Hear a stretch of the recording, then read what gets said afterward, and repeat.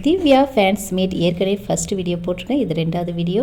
Divya fans மீட்டில் சோபானா சபரிக்கிட்ட மறுபடியும் கேட்குறாங்க. அது என்னன்னா, அடுத்து ஒரு விஷயம் கேள்விப்பட்டனே அப்படிங்கிறாங்க. உடனே ஆச்சு என்னது அப்படின்னு சபரி கிண்டலாக கேட்குறாரு. ஏதோ ஃபோன் நம்பர் விசாரிச்சு வாங்கினீங்களாமே அப்படின்னு கேட்குறாங்க. நான் எங்கே வாங்கினேன் அப்படின்னு சபரி சொல்கிறாங்க. திவ்யா சொல்கிறாங்க, அது நான் தான் வாங்கினேன் கோவிலுக்கு போகிறதுக்கு அப்படின்னு சொல்கிறாங்க. உடனே சபரி என்ன சொல்கிறாருன்னா, சோபானை வந்து இந்த சைடு ஒருத்தவங்களை உட்கார வச்சு அந்த சைடு ஒருத்தவங்களை உட்கார வச்சு நடுவில் உட்காந்து சொல்லுங்கம்மா போலீஸை கூப்பிடுவேன், அந்த ஷோ இது இல்லை அதே மாரி பேசுகிறீங்க அப்படிங்கிற மாதிரி கிண்டலாக சபரி சொல்லிட்டு இருக்காங்க. இப்படி சொல்லவுமே ஃபேன்ஸ்லாம் ரொம்ப சிரிச்சிட்டு இருக்காங்க. அது என்ன விஷயம்னு நானே சொல்லிடுறேன் அப்படின்னு சபரி சொல்கிறாரு. என்னன்னா, வடபழனி முருகன் கோயிலுக்கு போகிறதுக்காக அன்னைக்கு திவ்யா கால் பண்ணியிருந்தாங்க. திவ்யா அப்போ தான் ஃபஸ்ட்டு பேசினாங்க. ஹலோ யாருன்னு, நான் தான் திவ்யாண்ணா. அப்படியாம்மா அப்படின்னு சொன்னேன்.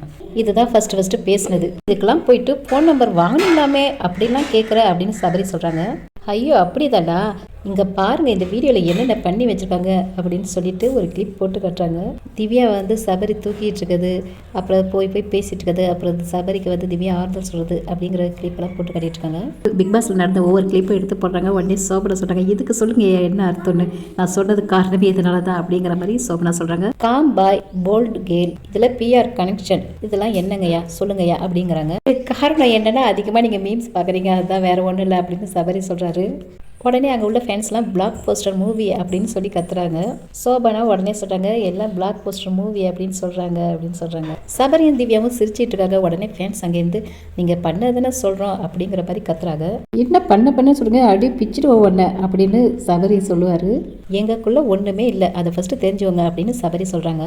போகிற போக்கில் எல்லாம் பார்த்தீங்கன்னா உங்களுக்கு தெரியாதையா, உங்களுக்குள்ள என்ன இருக்குது அப்படின்னு சொல்கிறீங்க. உடனே சோபனா, சபரி நீங்கள் இருங்க, திவ்யா நீங்கள் சொல்லுங்க திவ்யா அப்படிங்கிறாங்க. அதுக்கு திவ்யா என்ன சொல்கிறாங்கன்னா, சபரி சொன்னது தான் உண்மை. அங்கே போயிட்டு அன்னைக்கு சபரி ரொம்ப அழுதுகிட்டு இருந்தார்.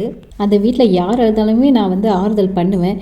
எனக்கு நீங்கள் அழுதா கூட அழுக வரும், ஏன்னா என்னால் எமோஷனல் வந்து கண்ட்ரோல் பண்ண முடியாது. ஒருத்தங்க அழுதுட்டு இருக்கும்போது நான் எப்படி கல் நெஞ்சமாக உட்காந்துருக்க முடியும்? அதனால தான் சபரிக்கு போய் கண்ட்ரோல் பண்ண போனேன். சபரி ரொம்ப அழுகுறாருன்னு நான் கண்ட்ரோல் பண்ண போனேன். சரி, திருப்பியும் பாத்ரூம்குள்ளே போய் அழுதுகிட்டு இருந்தான். நமக்கே தெரியாமல் பண்ணது தான். சரி, ஒருத்தவங்க உடஞ்சி போய் அழுகுறாங்க, அங்கே எல்லாம் அங்கே ஒரு ஆறுதல் பண்ணது தான் அப்படிங்கிற மாதிரி பேசுகிறாங்க. தூக்கி சுற்றுறதுல 100% வாட்டர் மெலான வெறுப்பேற்றுறதுக்கு மட்டும்தான். பிக் பாஸ் லைவ்ல பார்த்தா எல்லாருக்குமே அது தெரிஞ்சிருக்கும் அப்படின்னு சொல்கிறாங்க. உடனே சோபனை சொல்கிறாங்க, சரி மறுபடியும் நம்ம வாட்டர் மெலான வேணால் வெறுப்பேற்றலாம், நீங்கள் திவ்யாவை தூக்கி ஒரு ரவுண்டு சுற்றுங்க, பாட்டு போடுறோம் அப்படிங்கிறாங்க. சபரி ரொம்ப நல்ல பையன்தான் அப்படிங்கிறாங்க. உடனே சபரி சொல்கிறாரு, ஃபேன்ஸில் ஒரு அம்மாவை கட்டி இவங்கள வேணால் நான் தூக்கி சுற்றுறேன் அப்படிங்கிற மாதிரி சொல்கிறாரு. இது வந்து ஒரு எதிர்ச்சியாக நடந்தது தான் நல்லாயிருக்கும். ஒரு ஆன் ஸ்க்ரீனில் இந்த பேர் நல்லா இருக்குங்கிறீங்களா? சரி, அது ஓகே. இதை கேட்குறப்ப ரொம்ப சந்தோஷமாக இருக்குது, உண்மையிலேயே நல்லாயிருக்கு. அதே போல் நீங்கள் ரசிக்கிற வகையில் திவ்சா அப்படிங்கிறதும் நல்லாயிருக்கு அப்படிங்கிற மாதிரி சொல்லிட்டாங்க சபரி. திவ்யா ஃபேன்ஸ் மீட்டில் இன்னும் நிறையா இருக்குது. பார்ட் 3 வேணும்னா திவ்யான்னு கமெண்ட் பண்ணுங்கள். Thanks for watching.